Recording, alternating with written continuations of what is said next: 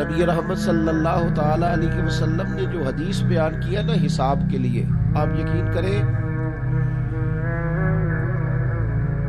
پوری روح متوجہ ہو جاتی ہے، انسان کے جتنے لطائف ہیں وہ سارے بیدار ہو جاتے ہیں، اس کے باطن کے اندر تک گہرائی تک وہ لفظ اترتے ہیں۔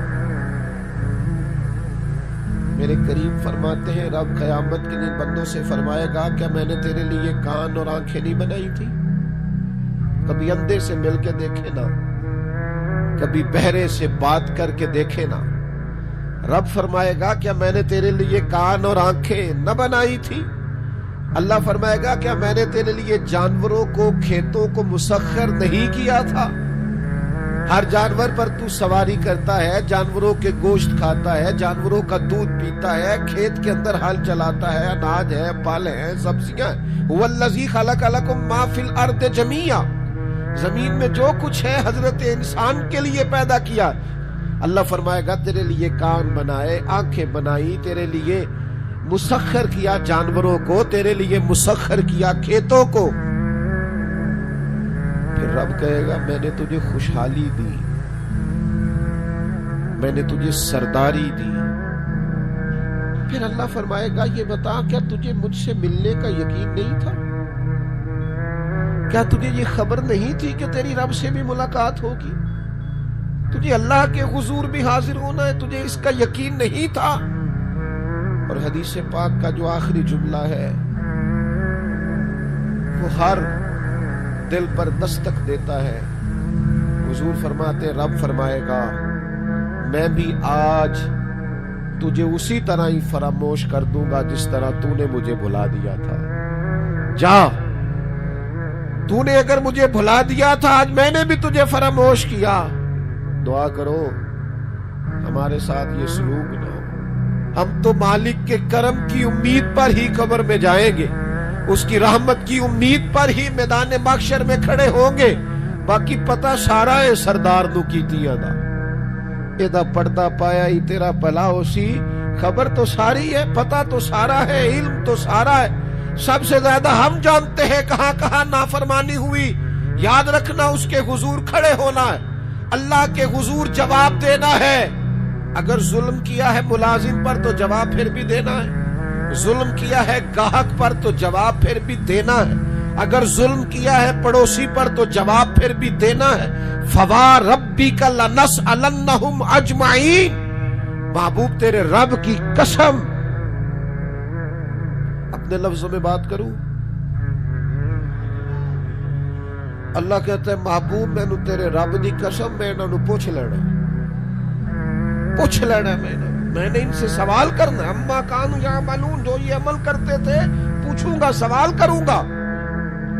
اور میرے نبی پاک صلی اللہ تعالی علیہ وسلم کے غلاموں، اگر ظلم کیا ہے بیوی پر حساب پھر بھی دینا ہے، اگر وراثت کی تقسیم پر زیادتی کی ہے بہن بھائیوں سے حساب پھر بھی دینا ہے، اگر تربیت ٹھیک نہیں کی اپنے بچوں کی تو حساب پھر بھی، تم سربراہ تھے ایک ادارے کے، تمہارے پاس امانتیں آتی تھی، بچے پڑھتے تھے، مجموع کے مجمع تم سے عقیدتیں رکھتے تھے،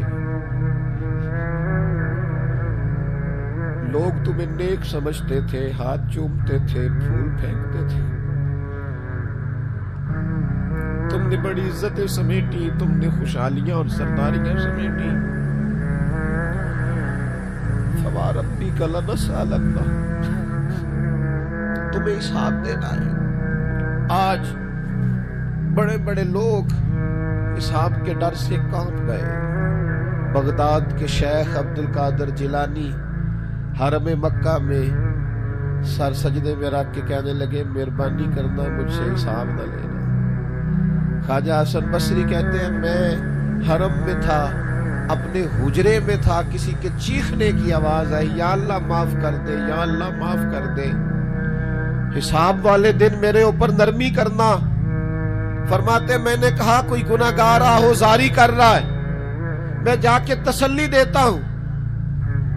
اور جب میں نے جا کے چہرہ دیکھا فرماتے کلیجہ پھٹ گیا، وجود کانپ گیا۔ اور میں اس دعا کرنے والے کے قدموں سے لگ گیا۔ لوگوں تمہیں پتہ ہے وہ کون تھا جو دہائی دے رہا تھا کہ مالک حساب نہ لینا؟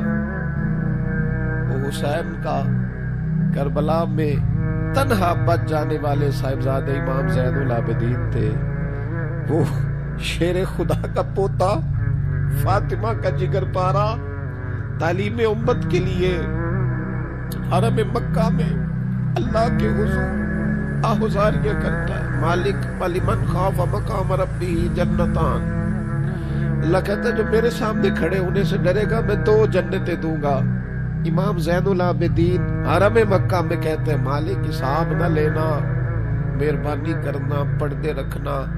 زین العابدین آپ کا تو پلو پکڑ کے ساری امت جنت میں جائے گی، آپ کے تو قدموں سے لگ لگ کے ہمارے باپ ہمارے دادا جنت میں جائیں گے، آپ کی دادی سیدہ پاک کے آنچل میں چھپ کے تو ہماری بیٹیاں پناہ مانگیں گی، ہماری مائیں ان کے قدموں سے لگیں گی، تو جنت کے راستے کھلیں گے۔ امت کو تعلیم دیتے ہیں ڈرو نہ، اپنی زندگی سنوارو نہ، اپنے شب و روز پر توجہ کرو، بدل نہ جائے یار، اب کچھ اپنی آخرت کا تصور نہ بنائے۔